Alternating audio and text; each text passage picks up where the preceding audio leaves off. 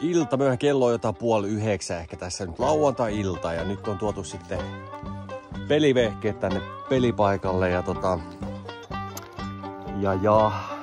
tässä nyt oottelee ja tässä ihmettelee tätä Suomen kaunista luontoa ja sitten vähän syksykin taitaa tulla pikkuhiljaa tässä ja kattokappas nyt hyvä ihmiset vähän miltä tää Suomi niin kuin näyttää.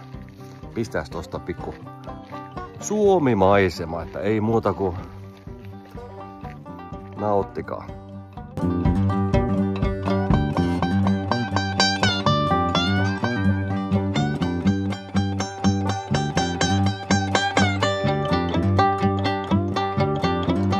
Juhani Palmu pitäisi olla täällä paikalla vähän tekemään. Ai mut se saatana kuoli. Rest in peace.